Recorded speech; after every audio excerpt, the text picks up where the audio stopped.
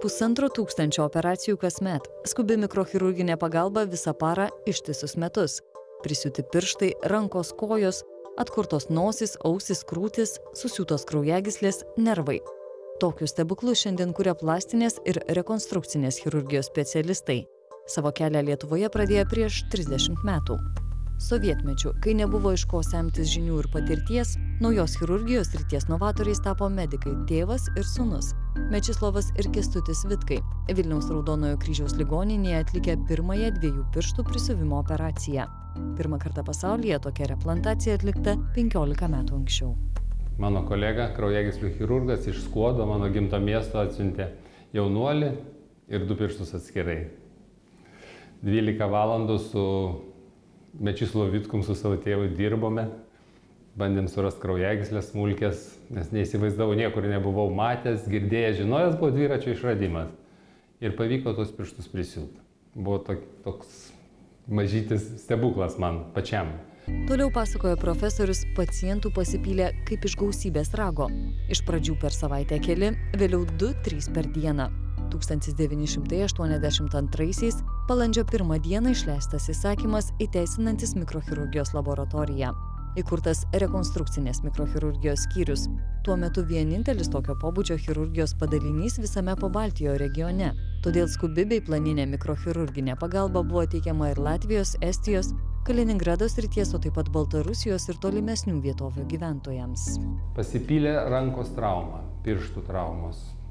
Po to žiūrėk ir kojos. Tai koja amputuota, sužeista. Tai sužeistas šautinis sužalojimas su didžiuliu defektu, ne tik tai rankoje, bet veide. Krūtinės ląstoj, kur didžiulis potrauminis defektas, kur reikia atkurti, rekonstruoti kažką, tai trūksta žandikaulio, burnos dugno ar kitos vietos. Prasidėjo tos rekonstrukcijos apimančios visą kūną. Mes pradėjom rekonstruoti ir krūtis, ir po onkologiniai susirgymai, tie defektai, kurie atsiranda jau dėl ligos pašalinus organą. Ir tada pamatėm, kad darom tą, ką visas pasaulis palaipsniui, kad operuojam galvą, kaklą, krūtinę, pilvą, genitalijas, galūnes, kojas. Ir tas sritis pasidarė rekonstrukcinės chirurgijos sritis. Pirmieji Lietuvos mikrochirurgai neturėjo galimybių išvažiuoti stažuotis į vakarus. Neturėjo šalia ir patyrusių mokytojų, tad mokėsi dirbdami, patys iš savęs ir kolegų. Dirbo, pamena, negailėdami nei savęs, nei laiko.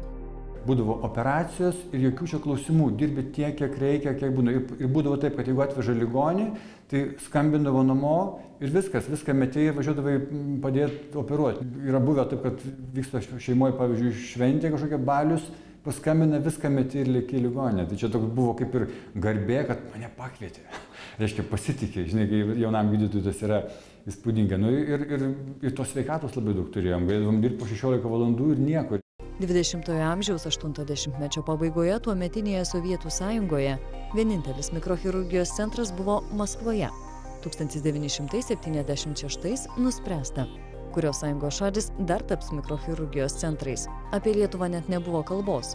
O idėja čia steigti tokį centrą kilusi docentui Mečislovui Vitkui, grįžusiam iš Viešnagės Jungtinėse valstijose, kur pamatė ten jau kasdienybę tapusias galūnių replantacijas, audinių kompleksų transplantacijos operacijas. Lietuviams medikams dėl pripažinimo kolegų akise teko gerokai pasistengti. Mes kaip atradinėjom dviratį ir mums reikia kažkokių operacijų, kad mes nuvažiavę, mes dalyvaujam sąjunginėse konferencijose, viską galėtumėm parodyti. Bet parodyti ne taip, kad ten prisiūta ir viskas. Tai pas juos iš tokios sąjungos ir meškos nukasta ir ten kažkokio stiklo bloko nupjauta abi rankos, tokių dalykų. Bet mes ne tik, kad prisiuvam, mes pridedam dar iš kitur paėmę audinių ir uždengiam dar kitokiais audiniais. Ir rodom tokį atvejį, kad jiem ir gražiai tą viską estetiškai pateikiam, fotografuodami, pateikdami ir tada atsirado tokia nebyli konkurencija, tokia įtampa. Apie išvažiavimą į vakarus tais metais net kalbos būti negalėjo, juk tą laikotarpį lydėjo sovietiniai draudimai, taip pat ir deficitas. Tie plonieji siūlai, jiegi deficitas be galo ir brangus tais laikais buvo, tai irgi kažkiek tai buvo užperkama per ministeriją už tuos vadinamus valiutinius pinigus. O kai pačiais pirmaisiais laikais, tai žinau, kad netgi Vitkui siūsdavo draugai iš Amerikos vokai dėtų siūlus. Ir į voką dėdavo tiek, nes tas siūlas tiesiog, labai brangus buvo. Saugodavom, taupydavom, kad tos siūlos naudot kaip galima mažiau, vieną galiuką išsaugoti, reiškia, tas, kas likdavo nuo operacijos, naudojom laboratorijoje su gyvuliukais, reiškia, kažką eksperimentuoti, tai žodžiu, taupėm. Pirmoji, jau minėta pirštų prisiuvimo operacija truko 12 valandų. Dabar, sako mikrochirurgai, ji būtų atlikta 3 kart greičiau. Įgyta patirties, chirurgams nebereikia skaičiuoti siūlo milimetrų, tobulėja technika. Tačiau žmogiškasis faktorius šioje srityje išlieka bene svarbiausias. Pagrindinis dalykas tai yra ne pats aparatas, ne pats mikroskopas, ne pati optika, bet žmogus, sugebantis su juo dirbti, sugebantis pritaikyti mikrochirurgijos techniką, sugebantis daug valandų, tiek kiek reikia dirbti, siūti smulkias kraujagyslės, nervus su mikroskopu. Ir aišku, padeda automatizmas, įgūdžiai, bet iš tiesų tai yra sunkus, juodas darbas reikalaujantis ištvermės. Mikrochirurgai, sako daktaras Vytautas Tutkus, turbūt kaip jokie kiti gydytojai jaučia audinį. Gyvą audinį, su sava struktūra, sužalotomis ląstelėmis, kraujotaka. Už tai ir chirurgas, kuris tą myli, kad jis supranta, kad čia gyvas audinys, turi labai švelniai, kaip sakant, kuo mažiau traumuot. Pavyzdžiui, žiūrėkit, stuktelkim alkūnę, kur yra alkūninis nervas, tai kaip žaibas nueina ranka. Ir jeigu tu chirurgas lieti nervą pirštais operacijos metu, tai tu prisimink, kaip bakstelini, kaip tik tai lengvas bakstelimas, o tu įimi rankom, tai jeigu tu turi įimti ypatingai švelniai, žinos, kad čia yra nervas, o jeigu tu paėsėmės tampai, tai ko tu paskui tikėsi po operacijos. Tai va, tai grįžtam prie to, kad nepamiršim, kad čia yra mūsų darbo objektas audinys, bet jis yra gyvas. Ir kuo tu atsargiau su juo elgiesi, kuo švelniau, tuo jis tau atsidėkoja, tuo jis geriau sugyja, tuo jis gražiau, tuo randas mažesnis lieka. Ne tik švelnumo, ne tik nedrebančių rankų mikrochirurgui reikia. Bet kuriam gydytojui, sako pašnekovas, pagrindas ir abėcėlė yra anatomija. Pavyzdžiui, man negėda, aš prieš operaciją ir šiandien kartais atsiverčiu atlasą ir dar pasitikslinu, kas toj vietoje yra, kad aš žinočiau, ką aš darau. Atrodo paprastas dalykas. Kiekvieną dieną matai tą organą. O jeigu paprašai nupaišyti, tai tu nori į plastinę chirurgiją eiti ir paprašai nupaišyti ausį, nesugeba to dalyko nupaišyti, o kaip tada rekonstruoti, atkurti, padaryti. Čia yra ir kūryba, menas. Gydytojai skulptoriai, grąžinantis tai, kas rodos prarasta.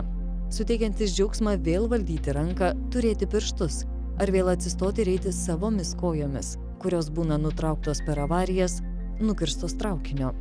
Stambių operacijų rezultatai, sako mikrochirurgai, įspūdingi, tačiau tikroji medikų juvelyrika yra beveik nematomų.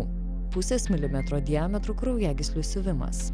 Kada siuvi tokios struktūros, kai yra smulkiausios struktūros, pagalvokit, kokia unikali mūsų ranka yra.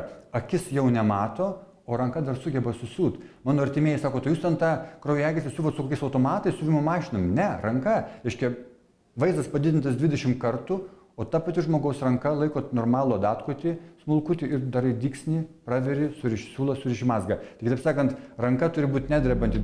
Per 30 metų šie gydytojai prisilietė prie gausybės pacientų. Visų neatsiminsi, tačiau kai kurie jų labiau įstrigė širdin. Tai tie atvejai, kurie atperka ir juodo darbo ilgas valandas ir įtampą, ir nuolatinės pastangas. Man, aišku, patys tokie įspūdingiausi ir kurie labiausiai, reiškia, per širdį eina, tai yra vaikai. Aišku, ir pavyzdžiui, tokių amputacijų turėjom labai nemažai, kur, tarkim, mama mala mėsą, mažas vaikas 2 metukų ar 1,5 sėdė iš anos pusės ir žiūri, kaip lenda mėsa, jis tik kištelina pirštą į mėsmalę. O mama tuo metu nusuka rankenėlį ir nukerta pirštą. Ir atvažiuoja vaikas verkia, rėkia, jis mažiukas dar nesuvokia, kas atsitiko, mama panikoj. Pirštas toks, kad ten pirštą pro mikroskopą reikia žiūrėti. Ir, reiškia, jeigu pavyksta tokį pirštą prisiūt, tai tu gauni kažkokią tokią energiją, kad, reiškia, padariau.